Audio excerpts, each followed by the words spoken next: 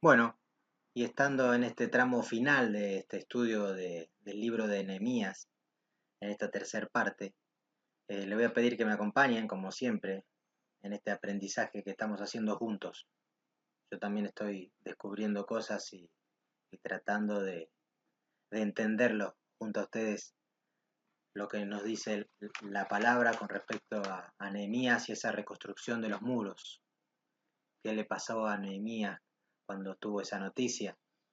y, y- y ponernos también un poco en situación, en la línea de tiempo, qué pasaba en el pueblo, qué pasaba por lo que sabemos en la historia, en su historia, en el entorno, los imperios que tenían cierto poder en la tierra y el Señor se movía a través de todo esto, ¿no?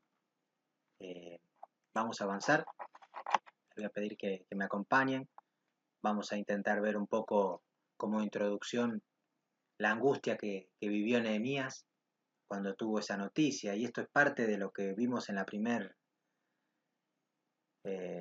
capítulo, por así decirlo, cuando comenzamos el estudio. Y luego, a medida que íbamos avanzando, vamos a ver lo que fue la renovación del pacto con Dios, que fue a donde hemos dejado la segunda parte, avanzando un poco más la dedicación que Nehemías tuvo con el pueblo con respecto a lo que demandaba esa edificación del muro, ¿sí? y, y esa renovación del pacto con Dios y la reforma de Nehemías en la casa de Dios, no solo en el templo, sino todo lo que demandaba la ley para ese pueblo que lo tenía totalmente abandonado y parte de eso, la consecuencia que vivieron con esa caída de ese muro, con esa persecución que había, era porque el pueblo había abandonado por completo la palabra del Señor. La estructura de Nehemías en todo el libro, las flechas nos indicaban, nos iban mostrando por lo menos por dónde estábamos en cada capítulo, qué situación nos encontramos, y nos quedamos con estas últimas dos, desde el capítulo 9 en adelante, es lo que vamos a ver hoy, cuando Esdras confesó el pecado de Israel, fue el final de la segunda parte, y vamos a ver desde ahí en adelante, terminando con esa reforma que recién les mencionaba. Nos quedamos con este versículo del capítulo 9, versículo 38, del pacto del pueblo de guardar la ley, ¿no? A causa, pues, de todo esto, nosotros hacemos fiel promesa y la escribimos, firmada por nuestros príncipes, por nuestros levitas y por nuestros sacerdotes. Y les dejo esto, y mientras seguramente lo están viendo, eh, voy a citar a David Wilkerson. Él tiene una congregación muy grande, y digo tenía porque partió con el Señor en abril del 2011, eh, y, y fue un hombre del Señor que tenía una congregación muy grande en Nueva York, y tiene una prédica que se llama Un llamado de angustia, cuando tengan tiempo de poder verla. eh, Realmente es para verla varias veces y entenderla, pero entenderla de parte del Señor, porque es un llamado que él vivió, que él entendió que era para él, pero también de compartirlo en su congregación, y hace mención de Nehemías. Y lo que cito en esta frase que dice, toda pasión verdadera por Cristo nace de un bautismo de angustia. Él hace una cierta diferencia de lo que es la preocupación y la angustia. Y entendemos como preocupación, la misma palabra nos ayuda, y esa etimología que tiene la palabra nos ayuda a entender que es preocuparse por una situación que puede llegar a venir, ¿no? Como anticiparse a algo que produce, o una antesala de esa angustia, o una antesala de ansiedad también. Pero no son cosas, parecen muy parecidas, o tal vez una lleva a la otra, pero él hace una diferencia con respecto a eso. Y lo que podemos encontrar también, si buscamos el significado de las palabras, en preocupaciones dice aquella intranquilidad o miedo que algo le despierta a una persona. Estado de desasiego, de inquietud o temor producido ante una situación difícil o ante un problema. Es decir, podemos estar preocupados por algo que nos interesa, ¿no? Por un proyecto, cualquiera que uno se quiera involucrar. Eh, y él lo relaciona, y me parece muy acertado, con un estado emocional. ¿Sí? Nos mueve en el piso algo que teníamos proyectado y tal vez se ve interrumpido o se ve amenazado. Y, y la gran diferencia es que muchas veces uno puede amarrarse a una causa, emocionarse por algún proyecto, por una organización, por algo que tenga como ideología, defenderlo, ponerle mucho esfuerzo. Eso es algo que realmente nos preocupa, pero la angustia, es un estado de intranquilidad o inquietud muy intensa causado especialmente por algo desagradable o por la amenaza de una desgracia o un peligro. Bueno, prácticamente me decís, bueno, parece que las definiciones son iguales, son casi las mismas. Pero lo que hace mención este hombre de Dios, y lo tomo y entiendo de compartirlo también, esa angustia, lo menciona que hace mención como que toda pasión verdadera nace de la angustia. Por eso esta frase que me pareció remarcarla y compartirla con ustedes. Toda pasión verdadera por Cristo nace de un bautismo de angustia. Y es lo que vivió Nehemías cuando se entera de esa noticia, cuando vienen los hermanos diciéndole lo que pasaba con esos muros, lo que le pasaba al pueblo, enterarse del estado de la ciudad, de cómo estaban esos muros. Ahora, si buscamos en las escrituras las circunstancias en que Dios estaba determinado a arreglar ciertas situaciones arruinadas, ¿no? Siempre buscó hombres en oración, siempre buscó hombres que estaban o que tenían esa relación con el Señor. Podemos mencionar algunos, a Job, Jeremías, David. Y fíjense y noten esta particularidad. Fueron, como dice David Wilkerson, fueron bautizados en angustia. Me viene a memoria David cuando hizo todo eso que pasó, ¿no? Esa infidelidad, esa planificación de lo que iba a hacer con el esposo de esa mujer y todo lo que pasó en batalla. Y después ese profeta que viene de parte del Señor y le muestra el estado que estaba él y todo lo que había hecho. Al ser movido por el Espíritu Santo y darse cuenta esa bestia que había despertado en él, lo que había pasado, un estado de tristeza profunda, de angustia. Pero también vemos lo que fue David y lo que era para él, para Dios David. Nehemías no pudo ocultar la angustia que él tenía y que él se le despierta y se ve reflejado en el rostro. Pasaron varios días, varias semanas, mucho tiempo desde esa noticia hasta que, ayunando y buscando del Señor en oración,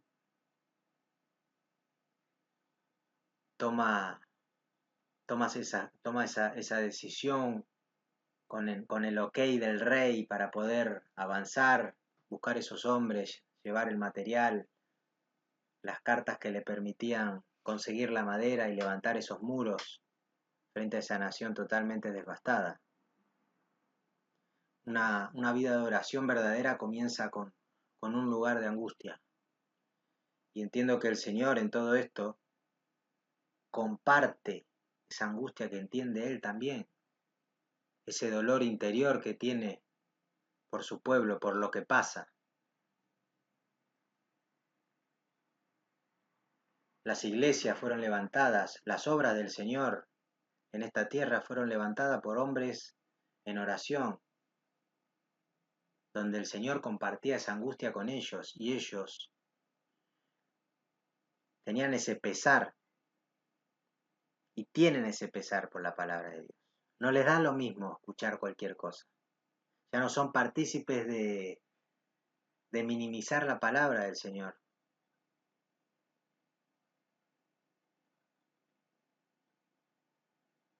Y suena muy extremista y suena muy duro tal vez, ¿no? Porque ¿dónde está la misericordia en todo eso? No hay nada más misericordioso que poder brindar del amor del Señor y entender esta verdadera pasión de la palabra, esta verdadera pasión de vivir en santidad, porque nace de esa angustia verdadera, del estado de darnos cuenta nuestra maldad, quiénes somos verdaderamente nosotros y quién es Él, y poder de esa manera también disfrutar de esa infinita misericordia que el Señor tiene con nosotros y que se renueva todos los días. Y vamos a avanzar, como les decía, desde el capítulo 10 en adelante, son los últimos 13 capítulos, eh, pero donde habíamos dejado, que fue el pacto del pueblo en guardar la ley, nos quedaba como testigo este versículo, el versículo 38, que los había leído anteriormente al principio, Nehemías 9:38, y continúa con el capítulo 10, donde creo haberlo separado y me pareció manejarlo, o por lo menos mostrarlo de esta manera, con tres puntos que se destacan en este capítulo, ¿sí?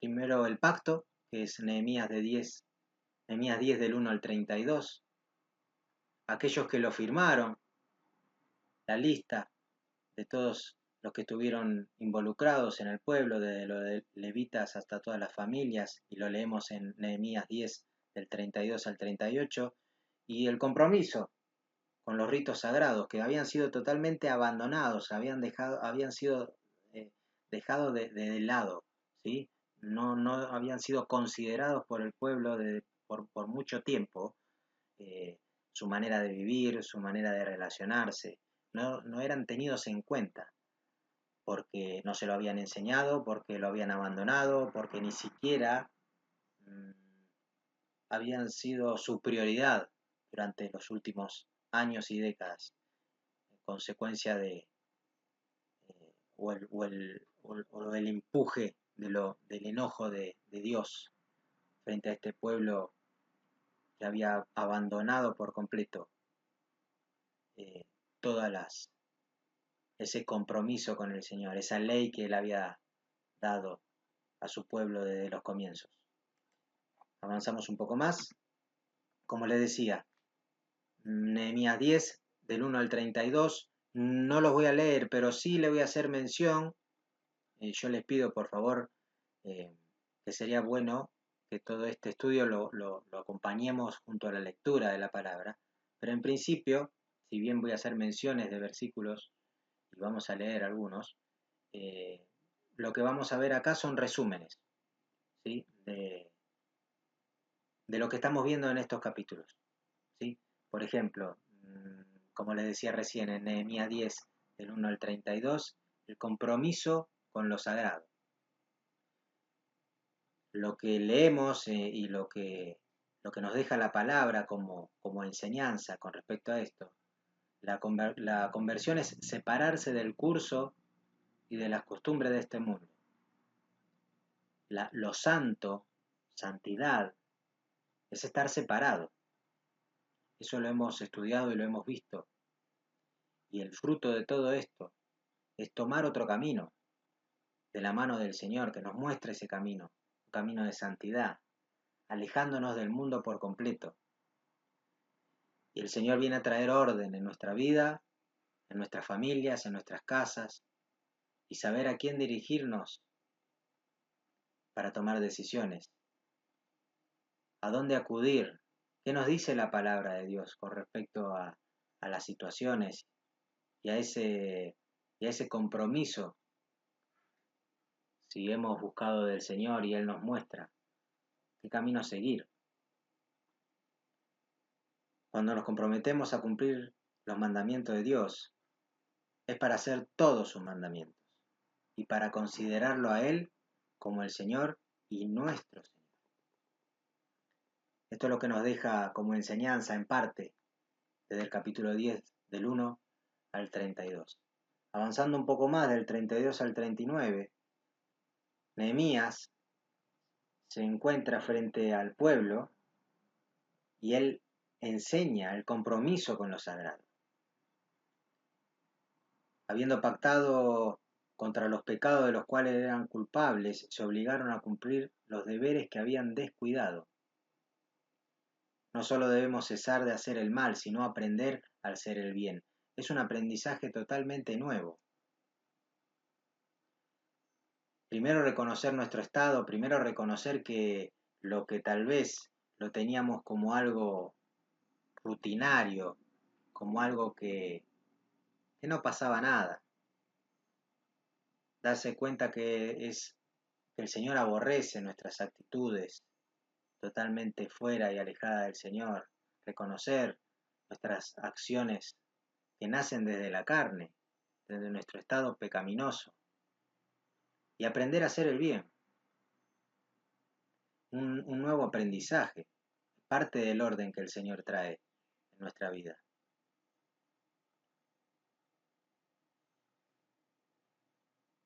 Que nadie espere la bendición de Dios a menos que mantenga el culto público.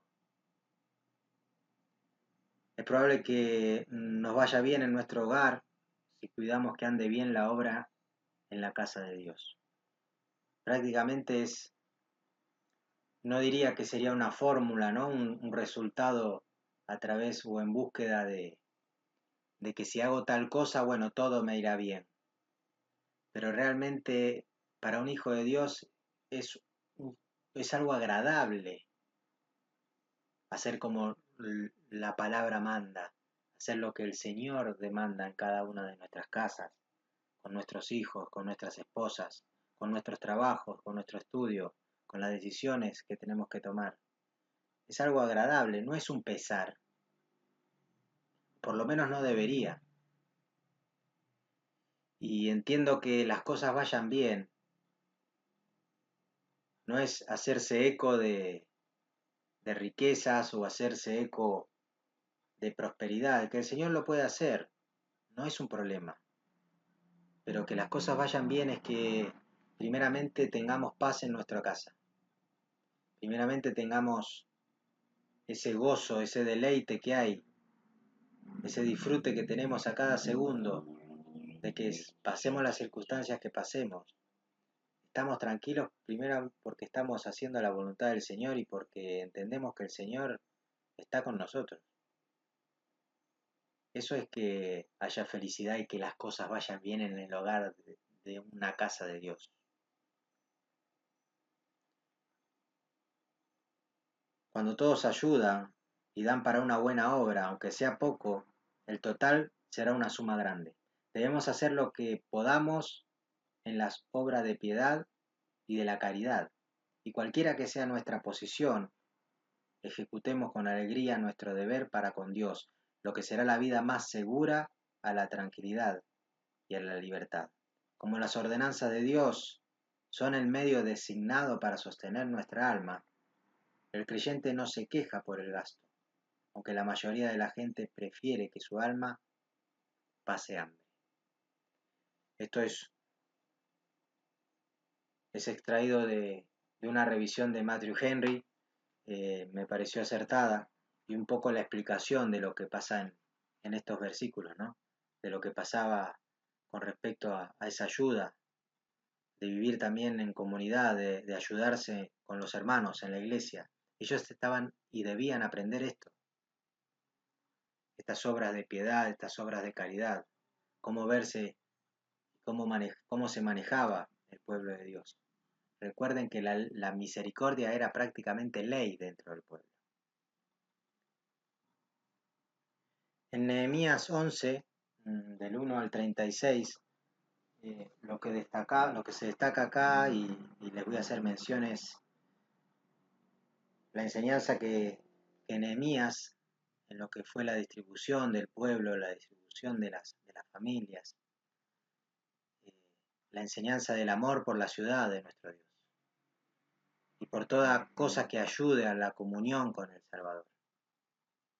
Dentro de esa distribución, tener en cuenta y ese aprendizaje que Nehemías junto a Esdras, recordemos cuando había sido expuesta la palabra del Señor frente al pueblo, lo que se exponía, lo que había despertado en ellos, todos estos pasos que estamos leyendo ahora, lo que venía después. Buscar primeramente ese favor de Dios y su gloria, siendo reflexivos, siendo pacientes, estando alegres, contentos, sentirse útil, buscando de los dones para diferentes condiciones sociales, para poder aportar al hermano, al pueblo, y esperar con alegría ese día que el Señor venga, ¿no? En la santa ciudad de Dios. Bueno, el gozo que tenía que ver y existir, que había sido dejado de lado, y el pueblo estaba en este aprendizaje y en este disfrute de poder hacerlo. En el capítulo 12 comenzamos a leer un listado, ¿sí? Un listado ¿de quiénes? De los sacerdotes, los levitas, que regresaran al, a la ciudad de Jerusalén. Recordemos que una tribu designada por Dios para poder ministrar la palabra, para poder llevar todo lo que concierne a los ritos, por así decirlo, a lo que demandaba la ley, a llevarla adelante, pero básicamente todo lo que concierne a la santidad de Dios, a a la manipulación de los objetos, a, a la dedicación en el templo. Los levitas regresaban y podemos leer una lista de ellos junto a sus familias. Luego del 27 al 43, lo que es la dedicación del muro, vamos a leer un poco de la palabra también que nos dice en Nehemías desde esos versículos, y del 44 al 47, terminando Nehemías 12, el servicio de los oficiales del templo. Como les decía recién, los sacerdotes y los levitas que regresaron a Jerusalén.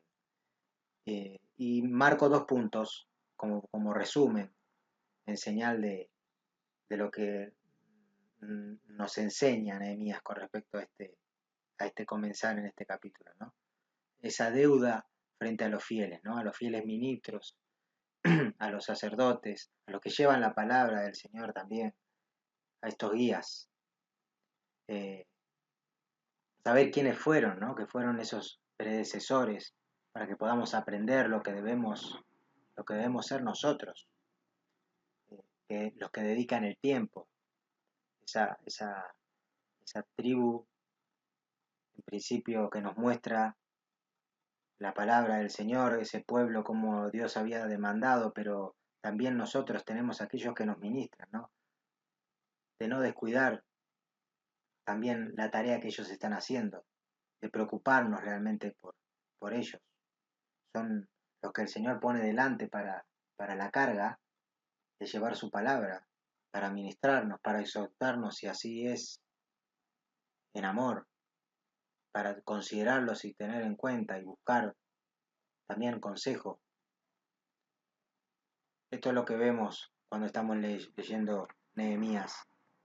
Y parte de esa dedicación del muro, parte de esa construcción, decíamos que en estos capítulos y en estos versículos lo que le vemos es no solo que los muros fueron levantados y la obra fue terminada, que es a los ojos de las diferentes tribus, de los diferentes pueblos, sino también esos muros que se levantan de lo que es el pacto del pueblo hacia Dios, cómo se iba trayendo, cómo va trayendo orden, desde aquellos que eran los levitas, los sacerdotes, la dedicación, no descuidarlos a ellos, y también la santidad a Jehová, ¿no? El creyente nada debe emprender que no sea dedicado al Señor. Debemos preocuparnos de lavarnos las manos y de purificarnos el corazón cuando cualquier obra para Dios tenga que pasar por ellas. Hubo un regocijo muy grande del pueblo cuando participaban de las misericordias públicas, ¿no? Hubo un regocijo muy grande de cada uno de los que habitaban en el pueblo cuando participaban de ese día de acción, de gracias en público, de esa festividad que había sido totalmente abandonada, que ni siquiera había sido tenida en cuenta, que ni sabían que existía, que de la época de Josué no participaban en ello. Se veía ya reflejado el gozo de participar de todo esto, ¿no? Y lo podemos leer y lo vemos aquí en Nehemías 12. Y parte de esto lo leemos también. La dedicación del muro de Jerusalén nos dice en versículos 27 al 30. Para la dedicación del muro de Jerusalén buscaron a los levitas de todos sus lugares para traerlos a Jerusalén, para hacer la dedicación y la fiesta con la alabanza y con cánticos, con címbalos, salterios y cítaras. Y fueron reunidos los hijos de los cantores, así de la región alrededor de Jerusalén como de las aldeas de los netofatitas, y de la casa de Gilgal, y de los campos de Geba y de Asmavet, porque los cantores se habían edificado aldeas alrededor de Jerusalén. Y se purificaron los sacerdotes y los levitas, y purificaron al pueblo y las puertas y el muro. Y esto continúa, pero lo que vemos es lo que le mencionaba recién, por medio del cántico, por medio de la alabanza, el gozo que tenía el pueblo de todo este acto solemne que se hacía, de los muros, de lo edificado, pero básicamente de participar de la misericordia del Señor de manera pública. El servicio de los oficiales del templo. Esto lo leemos ya al final, del 44 al 47, cuando las solemnidades de un día de acción de gracia dejan impresiones, ¿no?, en los ministros, en cada uno de los hijos de Dios, del pueblo de Dios, y que sienten alegría, ¿no?, por ese cumplimiento de su deber. Esa alegría que uno le mencionaba recién, que tienen por saber que se estaba generando ese pacto nuevo, que se estaba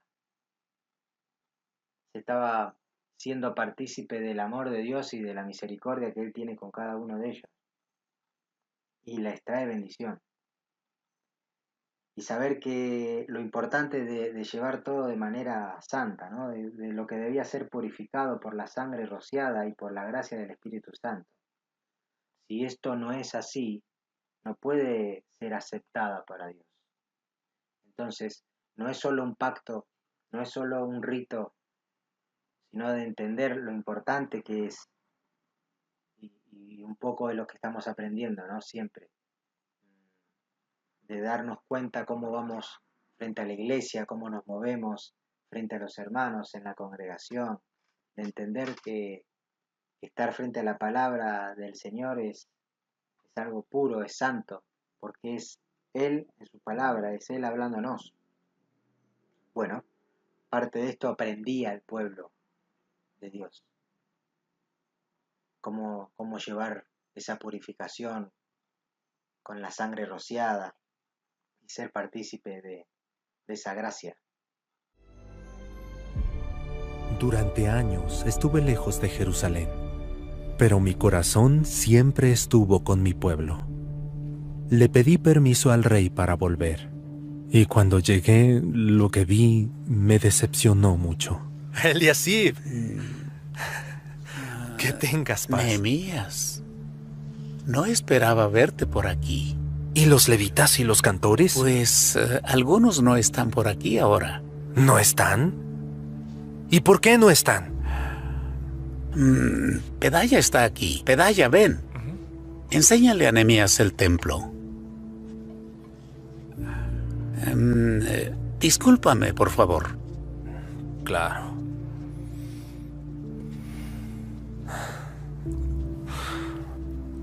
Pedaya, cuéntame cómo van las cosas en el templo.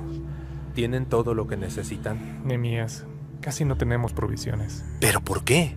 Los sacerdotes y los levitas no se han tomado en serio sus responsabilidades. Así que el pueblo ha dejado de traer el diezmo. Y por eso muchos levitas se han ido a sus propios campos. ¿Tú por qué no te fuiste? Señor, yo estoy bien. Siempre he creído que Jehová ayuda a los que confían en él. Sé que Jehová, con el tiempo, lo va a arreglar todo. ¿Y Eliasib no le ha dicho al pueblo que traigan las provisiones? Cuando tú no estabas, Malaquías habló con él y con todos los demás. Pero Eliasib vino a este almacén, mandó sacar nuestras provisiones y se lo dio a Tobías para que lo usara.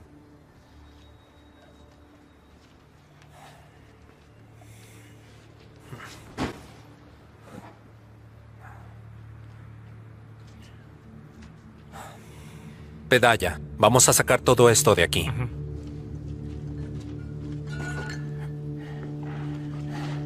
Pero, ¿qué están haciendo? ¡Eliasib!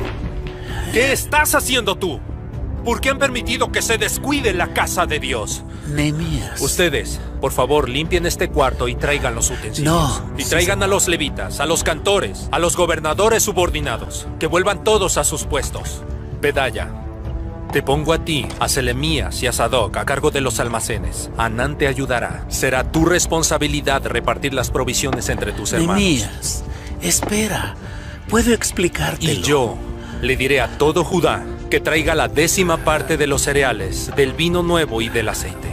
Puedo explicártelo. No, no. Espera.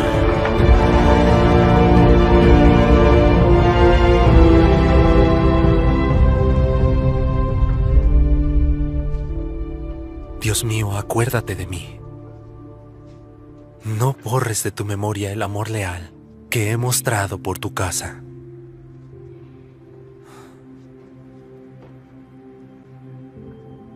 No solo habían descuidado la casa de Jehová.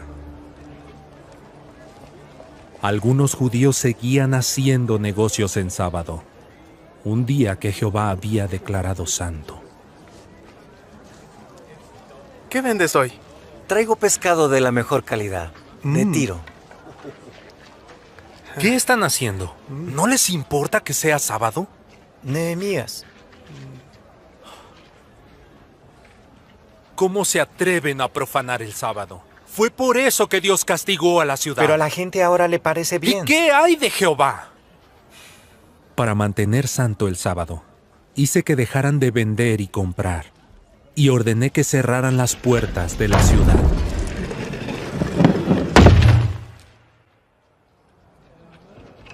Pero a la semana siguiente, los comerciantes lo intentaron de nuevo. Pero, ¿qué pasa aquí? He tenido que dormir afuera esta noche. ¿Qué dice la ley? En sábado, ni se trabaja, ni se hacen negocios. ¡Fuera! Vigilen las puertas tú y los levitas. Mantengan santo el sábado. Que no entre nadie.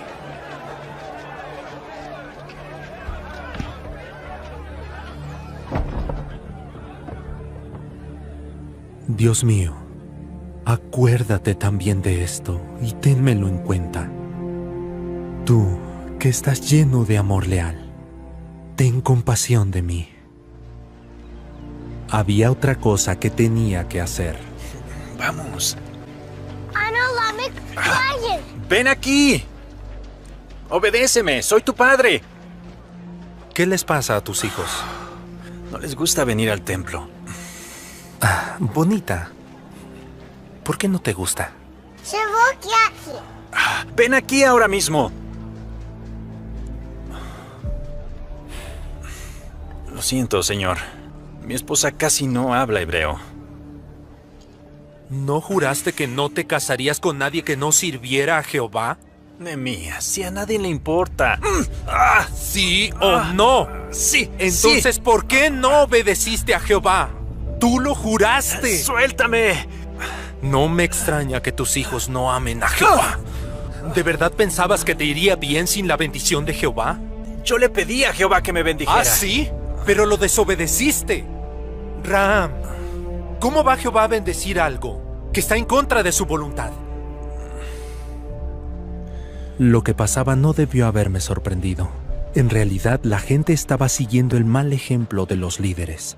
El nieto de Eliasib se casó con una horonita, la hija de Sambalat.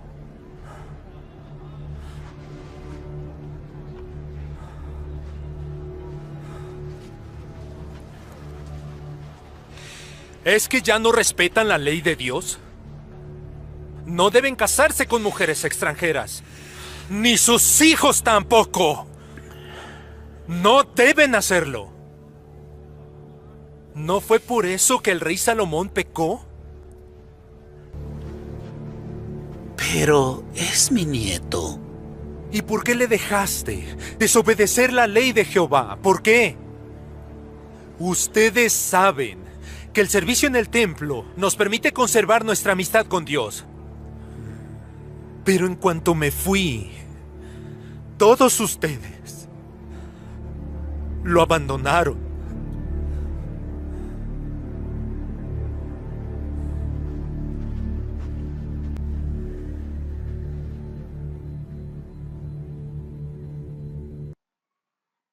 En el último capítulo, ya en Nehemías 13, recordemos lo siguiente. Desde los primeros capítulos del 1 al 12, prácticamente todos los sucesos, todo lo que hemos leído, fue en el transcurso de un año prácticamente. Pero pasaron 20 años en el último capítulo, ¿sí? Del 12 al 13 inclusive.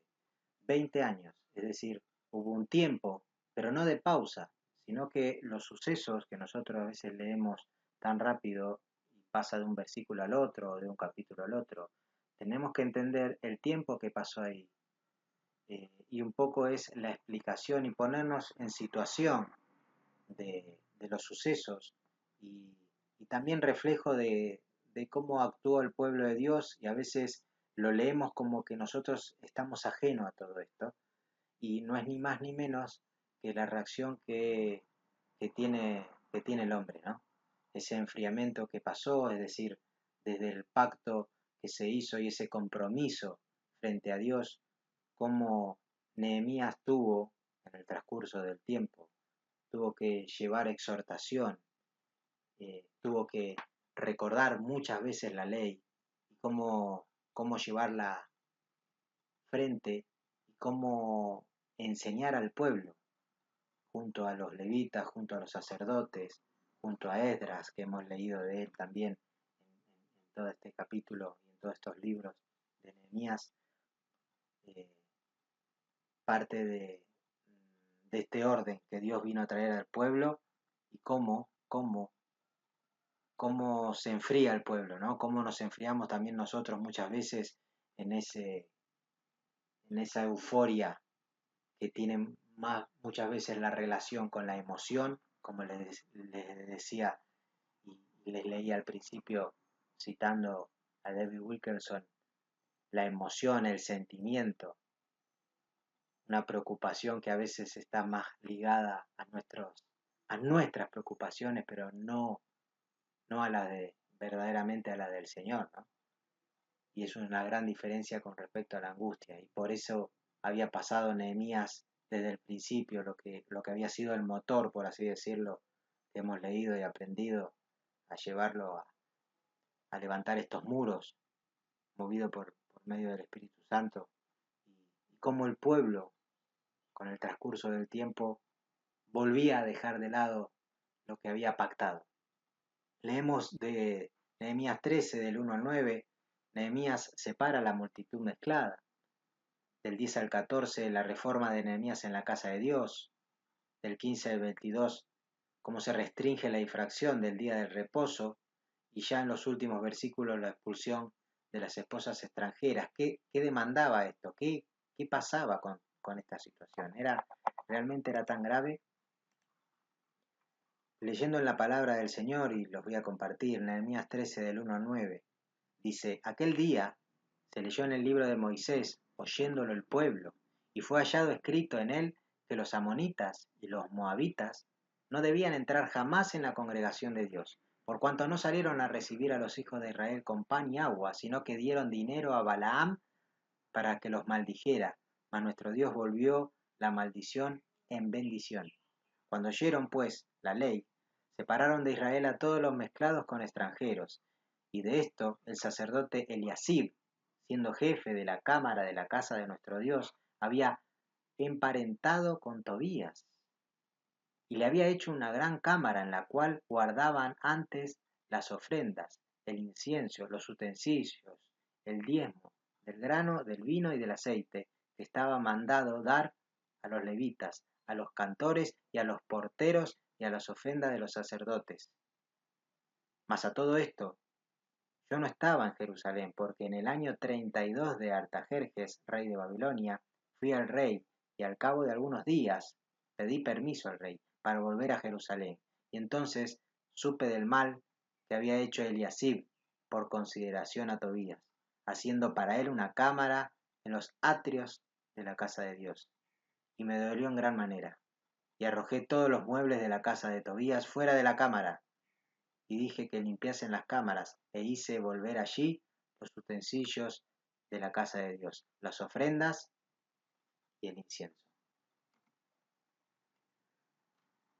Lo que leemos y son estos puntos como parte de resumen y destacarlo. El pueblo de Israel era un pueblo peculiar que no debía mezclarse con los gentiles.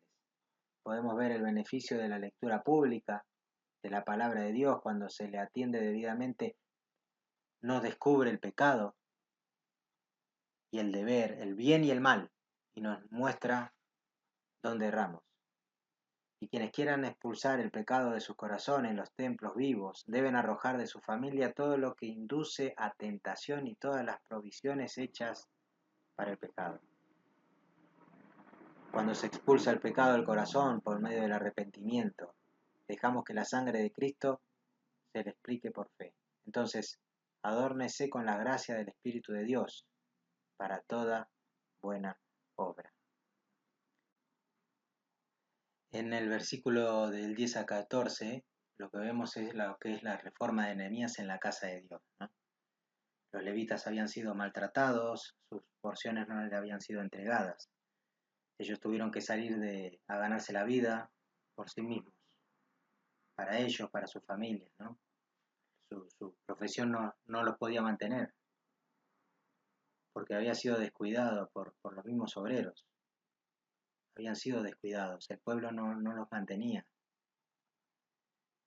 Entonces Nehemías culpa a los gobernantes, a los ministros y al pueblo que abandonaron el servicio, a los magistrados que no hacen lo posible para mantenerlos, y tenían que dar cuenta sobre todo esto. No tardó en traer el regreso a los levitas a sus puestos y se ocupó de que le dieran el justo pago. Y en toda ocasión Nehemías miró a Dios y se encomendó a él con todos sus asuntos. Ahora Nehemías hace una oración. Acuérdate de mí, oh Dios, en orden a esto, y no borres mis misericordias que hice en la casa de mi Dios y en su servicio. Esto es Nehemías 13, 14, donde leemos esta oración que hace Nehemías.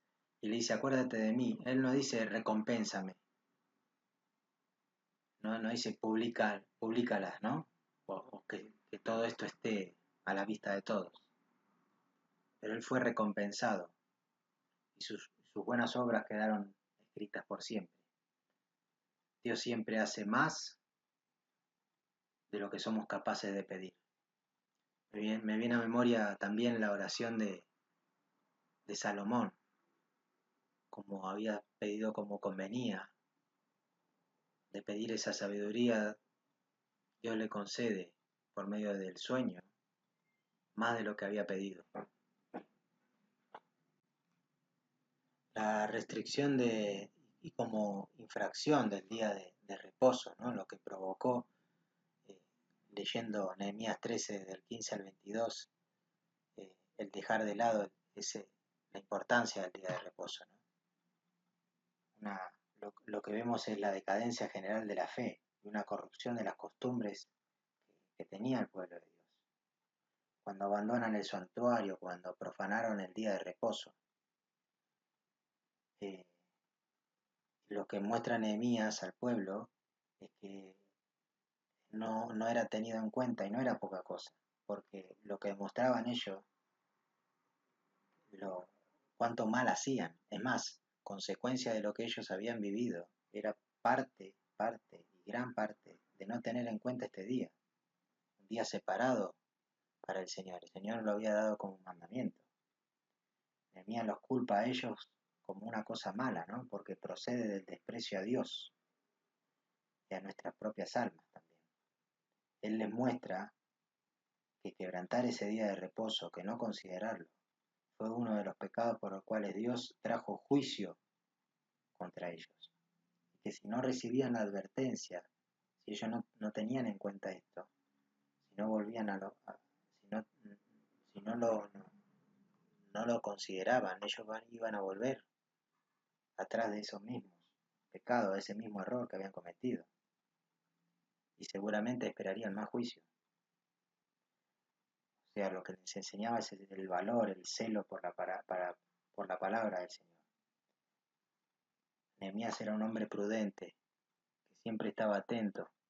Lo hemos estudiado desde el principio, ¿no? Desde la construcción de los muros, de esa atención que él tenía, que sabía escuchar cuando la voz era del Señor o cuando venían algunos a distraer. Y estos actos que se volvían a repetir y que no eran tenidos en cuenta por algunos, era de advertencia.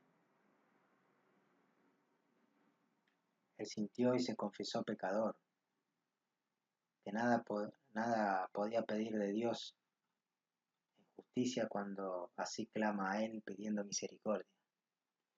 Parte de las enseñanzas que Nehemías tenía con el pueblo y se veía con esta infracción que tenían muchos de ellos en ese día de reposo, en no considerarlo, no considerar ese día de descanso mandato por Dios. Y terminando este capítulo 13 y cerrando también con este libro de Nehemías, con esta enseñanza, lo que es la expulsión de las esposas extranjeras, ¿no? En medio del pueblo. Unos puntos a considerar, que lo leemos desde el 23 al 31. Como resumen, si cada padre es impío y de naturaleza corrupta, inclinará a los hijos a seguir su ejemplo. Esto es una razón fuerte por la cual los cristianos no deben unirse en yugo desigual, y lo hemos leído en la palabra. Debe darse sumo cuidado a la educación de los hijos, en cuanto al cuidado de la lengua, para que no aprendan en el lenguaje de asbod, ni la conversión impura o impía, ni la comunicación corrompida. Es lo que pasaba entre medio del pueblo, ¿no? No había un anhelo de los chicos de participar de las cosas santas, de participar del culto, y eso era parte de la reconstrucción que se hacía en el pueblo, pero también porque lo veían de sus padres y lo veían de aquellos que debían enseñar. Nehemías muestra lo malo de estos matrimonios, algunos más obstinados que el resto. La palabra dice, y leemos, que había sido mandado a azotar. Esto es que fueran azotados por los oficiales conforme a la ley, y lo podemos leer, que decía la ley, en Deuteronomio 25 del 2 al 3. Si eran rebeldes, si no querían seguir ese mandato, ¿qué nos dice la palabra con respecto a esto? Esto lo leemos en Nehemías 13, 23, 31. Terminando, Nehemías en los últimos versículos nos deja algo para que podamos reflexionar y realmente podamos aprender de todas estas enseñanzas que nos deja.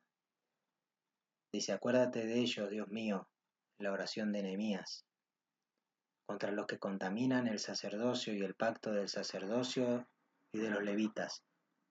Lo limpié, pues, de todo extranjero, y puse a los sacerdotes y los levitas por sus grupos, a cada uno en su servicio. y para la ofrenda de la leña en los tiempos señalados, y para las primicias. Acuérdate de mí, Dios mío, para bien. Nehemías, en esta oración, él se encomienda a Dios. Esto bien puede ser el resumen de nuestras peticiones también. Puede ser un resumen para considerar y tener en cuenta esta oración en nosotros. Acuérdate de mí, Dios mío, para bien. Podemos esperar humildemente que el Señor se acuerde de nosotros y de nuestro servicio, aunque creo que indudablemente después de tener en cuenta en nuestros quehaceres, en nuestras actividades, en nuestra utilidad dentro del pueblo, ¿no? Que el Señor también nos muestre la necesidad también de arrepentirnos todos los días, con polvo y ceniza como hacía el pueblo de Dios, y clamar como lo hace Nehemías también. Sálvame, Dios mío, conforme a la grandeza de tu misericordia. Hermanos, gracias por haber compartido todos estos días, estas semanas, este estudio. Nehemías nos ha dejado mucha enseñanza, un hombre de oración, un hombre de fe, que fue de acción, sí, pero fue llevado, como dice ese pastor, por medio de las aguas de angustia, por medio de ese pesar grande, de darse cuenta en qué situación estaba el pueblo de Dios, en cómo estaban esos muros, lo importante de levantarlo, pero no en lo material solamente, sino en esa renovación del pacto del pueblo hacia Dios. No solo porque Él lo hizo con sus manos y con su fuerza, sino que fue movido por el Espíritu Santo y fue guiado por Dios para hacerlo. Siempre es Él, siempre es la gracia y su misericordia. Que el Señor los bendiga. Tomó tiempo, pero volvimos a adorar a Jehová como Él quería.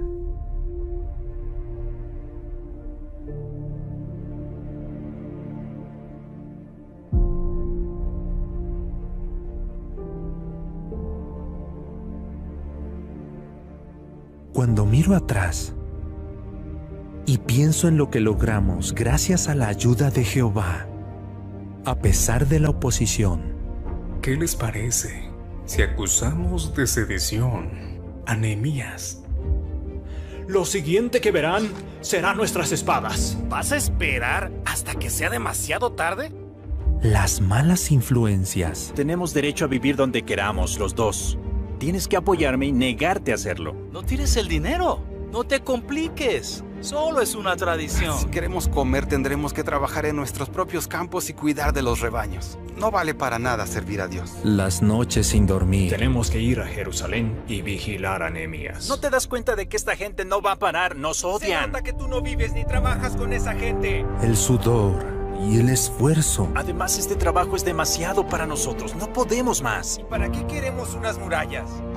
Solo recuerdo la alegría que sentimos porque estábamos sirviendo a Jehová de la manera correcta. Pensábamos que solo estábamos reconstruyendo las murallas, pero Jehová estaba reconstruyendo nuestra fe.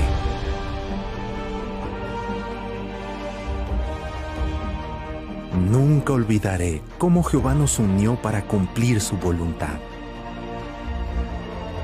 Nos enseñó a confiar en Él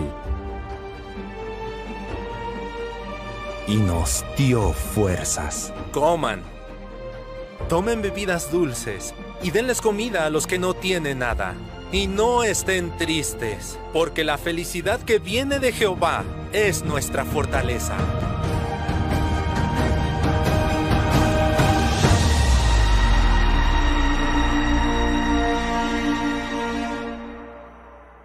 Dios mío, acuérdate de mí.